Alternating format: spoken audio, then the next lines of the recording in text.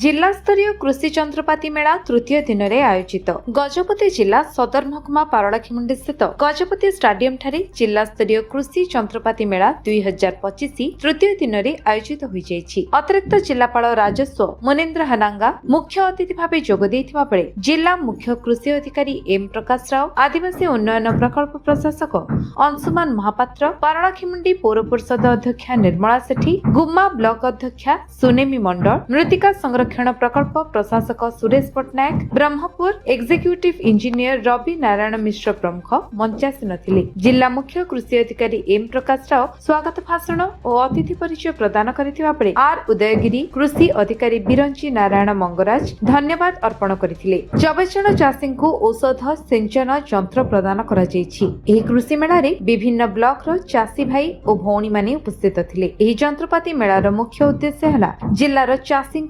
उत्पादक क्षेत्र में कम समय रे केमिति अधिकरु अधिक फसल उत्पादन करिपरिबे और राज्य सरकार चाषी उन्नतिर विकास निमंते करिथिबा योजना गुड़िक पाई चाषी उपकृत होई परिबे। जिला कृषि अधिकारी गजपति आज आम तृतीय दिवस रे आंचलिक स्तरीय कृषि जंत्र मेला 2025-26 आज एक्चुअली आम मुख्य अतिथि थे आम श्रीजुक्त मुनीन्द्र हनना जिलापाल गजपति पीए आईटीडी पीडी वाटरसेट आमर सदर्न जोन एग्रिकल्चर इंजीनियर आसते या सहित आमर अध्यक्षा म्यूनिसिपालिटी अध्यक्षा आमर पंचायत समिति आमर गुमा समस्त मुख्य अतिथि आसते या सहित आमर चाषी विभिन्न ब्लॉक रू आसते या सहित आमर 200 चाषी आमर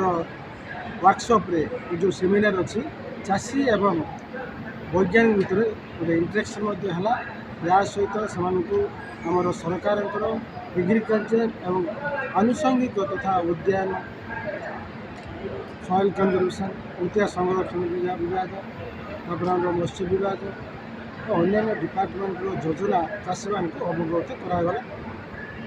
तत्सहित चाषी मानक आमर ये आंचलिक मुख्य उद्देश्य होची जो आमर चाषी माने रिहाती रे केमती 50 भाग रे समस्ते विभिन्न प्रकार जंत्रपाति नहीं करी तांकर कृषि कर्म लगेले कम खर्च रे कम समय रे और अधिक उत्पादन करि परिबे सहज रे उत्पादन करि तांकर आय मध्ये द्विगुणित हो बोली हमें आशा करछु।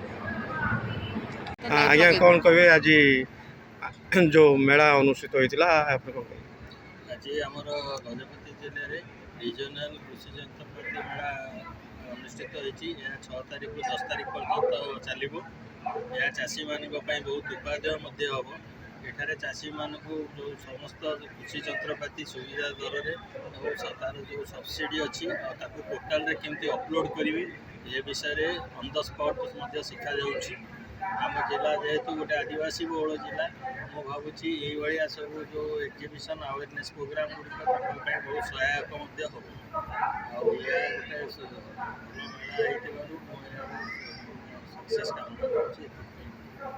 गोटे परिचय अधीक्षण जंत्री साउथ जोन ब्रह्मपुर आम 10टा जिले में जी कृषि इंजीनियरिंग कार्यक्रम होची तार तदारख करे आज ये जो अंचल स्तरीय कृषि मेला दक्षिणांचल डिविजन गजपति होची अन्य वर्ष प्राय ब्रह्मपुर हुए ए वर्ष प्रथम थर पर गजपति जिले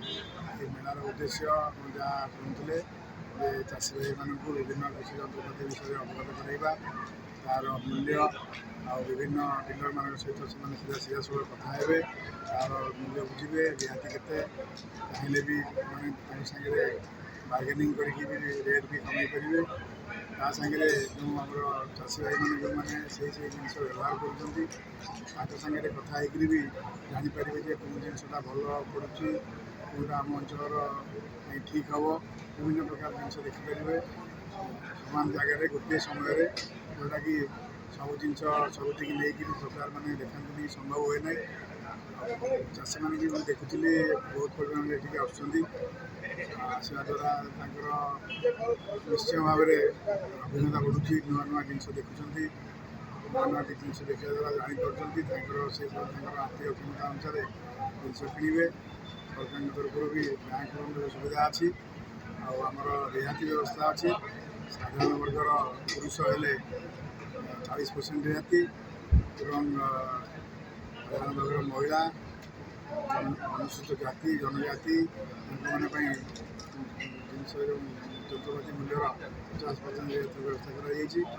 ଆଉ ଆମର ଯେଉଁ ଅଛନ୍ତି ମହିଳା SSG ଯେଉଁମାନେ ରେଜିଷ୍ଟର୍ଡ ଅଛନ୍ତି ତାଙ୍କ ପାଇଁ ଶତକଡ଼ା 75% ରିହାତିର ବ୍ୟବସ୍ଥା କରାଯାଇଛି।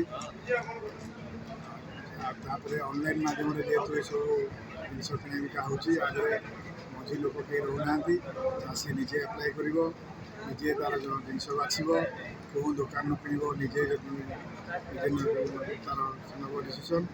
ତାପରେ ଜିନିଷ ସପ୍ଲାଏ ହେଇଗଲା ପରେ ତାର ଯେଉଁ ରିହାତି ପଇସା ଚାଷୀର ବ୍ୟାଙ୍କ ଆକାଉଣ୍ଟକୁ, ଯେଉଁ ଆକାଉଣ୍ଟରେ କର୍ମଚାରୀର ଆକାଉଣ୍ଟ ଥିବ ସେଇ ଆକାଉଣ୍ଟକୁ ସିଧାସଳଖ ଟ୍ରାନ୍ସଫର୍ ହେବ।